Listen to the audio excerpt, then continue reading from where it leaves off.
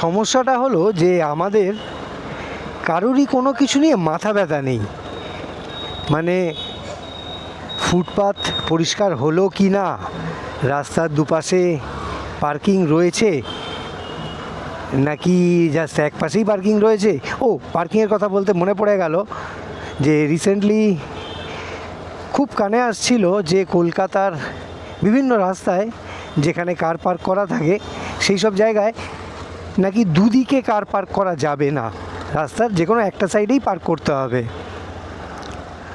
তো যাই হোক, আমি এখন রয়েছি লেক ভিউ রোডে। আপনারা আবার ভেবে নেবেন না, যদিও ভাবলে ভাবতেই পারেন, টোটালি আপনাদের ওপর ডিপেন্ড করছে যে আমি এই কার পার্কিং নিয়ে কথা বলার জন্যই ভিডিওটা করছি।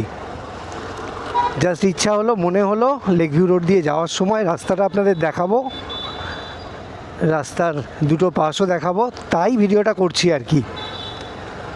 তো যেটা বলছিলাম আর কি, যে মাথা ব্যথা থাকলে হয়তো একটু ভালো হতো, তাহলে চারপাশে কি হচ্ছে না হচ্ছে, কেন হচ্ছে, এসব নিয়ে আমরা ভাবতাম। কিন্তু আমাদের কোনো কিছু নিয়েই মাথা ব্যথা নেই, জাস্ট আমরা হুজুকে মেতে যাই আর কি। মানে এই যেমন কিছুদিন ধরে শুনছিলাম যে ফুটপাত পরিষ্কার হবে, হয়েছেও অনেক জায়গায়, ফুটপাতের চেহারা একটু হলেও পাল্টেছে, মানে হকাররা উঠে যায়নি ঠিকই, কিন্তু মানুষের চলাফেরার জন্য খানিকটা জায়গা করে দেওয়া হয়েছে কয়েকটা জায়গায়, দেখে অ্যাটলিস্ট আমার তো তাই মনে হয়েছে। তো যাই হোক, কথা হচ্ছে যে আমি বেশ কিছুদিন ধরেই কলকাতার বিভিন্ন জায়গায় ফুটপাত নিয়ে অনেক কিছু দেখিয়েছি। মানে ফুটপাতের কন্ডিশনগুলো চেঞ্জ হয়েছে নাকি একই রকম রয়েছে দেখাবার চেষ্টা করেছি। তবে বুঝতে পারছিলাম যে শেষের দিকে মানুষ ধৈর্য হারিয়ে ফেলেছে, আর ধৈর্য থাকার কথাও না, কারণ ওটা কোনো ইন্টারেস্টিং বিষয় না। বিষয়টা হলো যে চারিদিকে শুনছি, দেখছি, তাই একটু দেখতে ইচ্ছা করছে আর কি। বাকি ফুটপাত রইলো কি রইলো না, আমাদের সব অভ্যেস আছে, এইভাবেই যাতায়াত করার অভ্যেস আছে। তো যাই হোক, আজকে একটা ছোট্ট ভিডিও আপনাদের সাথে শেয়ার করার চেষ্টা করলাম।